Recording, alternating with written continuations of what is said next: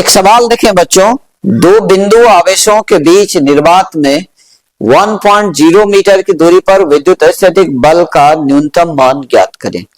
To find minimum value of electrostatic force between 2 point charges in vacuum at 1.0 metre of separation.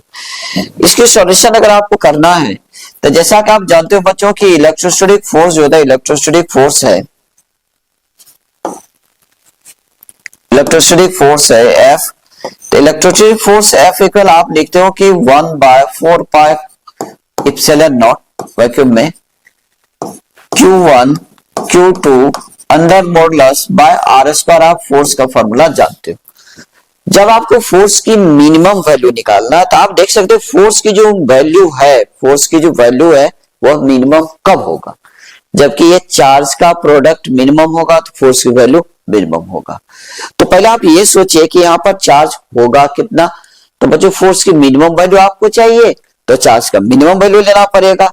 तो charge की minimum value क्या होगा, तो charge की minimum value अगर आप लेते हैं तो Q1 और Q2 ये दोनों ही आपका हो जाएगा 1.6 इंटू 10 पावर -19 कूलम आप लेंगे, क्योंकि चार्ज का जो पॉसिबल मिनिमम वैल्यू होता है वो होता है क्वांटम ऑफ चार्ज, और क्वांटम ऑफ चार्ज कितना होता है 13 आपका 1.6 into 10 power -19 coulomb quantum of charge होता है।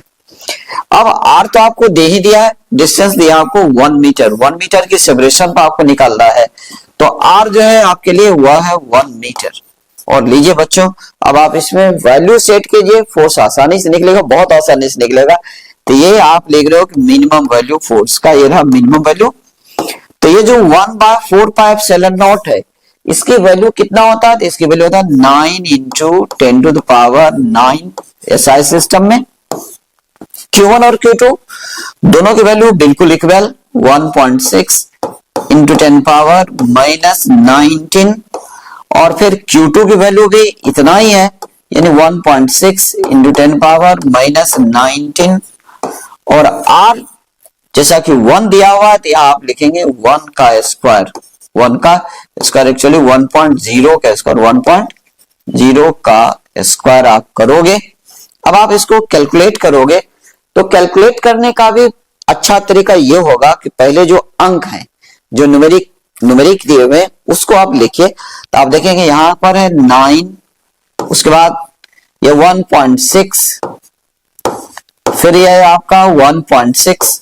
अब आप पावर को लिखते हो तो पावर में आपका हो जाएगा 10 टू द पावर, यहां से आपको मिल रहा है 9, फिर ये -19 और फिर ये -19, और 1 का स्क्वायर तो 1 ही होता है, ये रहा। अब आप इसको अगर मल्टीप्लाई कर लेते हैं तो यह आता है आपको 23.04 और इंटू 10 टू पावर आपको मिल रहा है 9 -19 तो आपका -29 आता है, ये रहा -29 न्यूटन रहा। और यदि इसे आप इंटरनेशनल डेसिमल सिस्टम में लिखते हो, ये जो डेसिमल है इसको आप लेफ्ट साइड 1 प्लेस आप लाते हो तो वहां पर पावर 1 प्लस हो जाएगा, तो यह लिखाएगा 2.3 into 10 to power -29 plus 1। Decimal को आपने 1 प्लेस बाया साइड खिसकाया इसलिए 10 टू पावर 1 प्लस हो जाएगा। तो फाइनल आंसर जो आपका मिल रहा है वो फाइनल आंसर आपका हो गया 2.3 इंटू 10 टू पावर -28 न्यूटन। ये बहुत बेहतरीन सवाल है। ये इस तरह का ऑब्जेक्टिव बच्चों जो डायरेक्ट आपको बोर्ड एग्जामिनेशन में और नीट में बिल्कुल हूबहू ये सवाल पूछे जाते। तो मैं उम्मीद करता हूं कि आपने इसे समझा होगा। एक और सवाल देखें, उसे भी मैं आपके सामने में ला रहा हूं।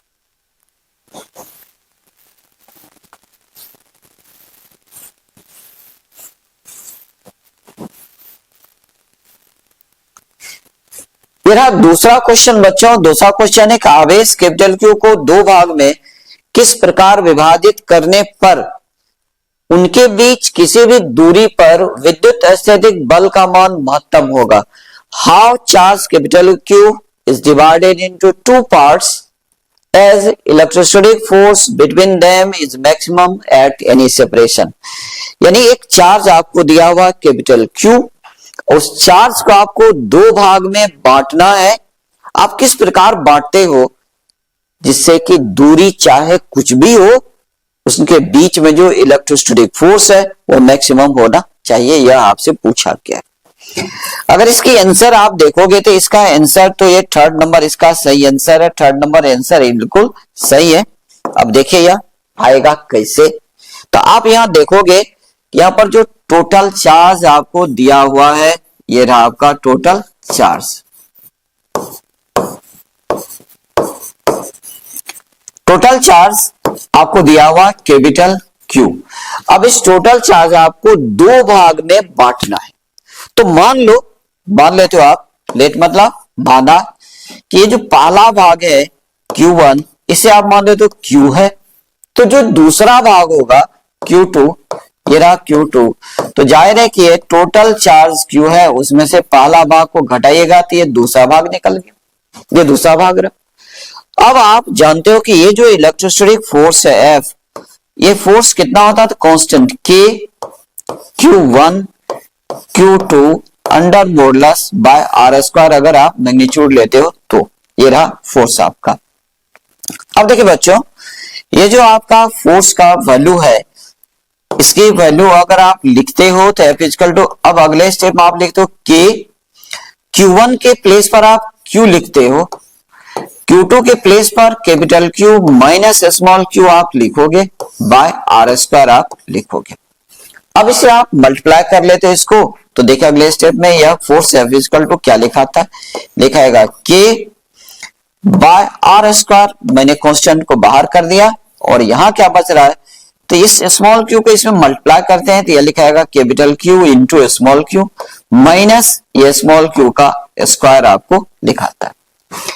बच्चों मैथमेटिक्स का जो मैक्सिमम मिनिमा है, मैक्सिमम मिनिमा आपको बतलाता है, वो आपको समझाता है कि किसी भी फंक्शन का वैल्यू तब मैक्सिमम या मिनिमम होता है जबकि उसका रेट ऑफ चेंज, यानी उसका जो परिवर्तन का दर है वह शून्य होता है। तो जाहिर सी बात है कि आप कहोगे कि f का वैल्यू यानी f का वैल्यू यानी f का मान वैल्यू मैक्सिमम होने के लिए, मैक्सिमम होने के लिए, मैक्सिमम होने के लिए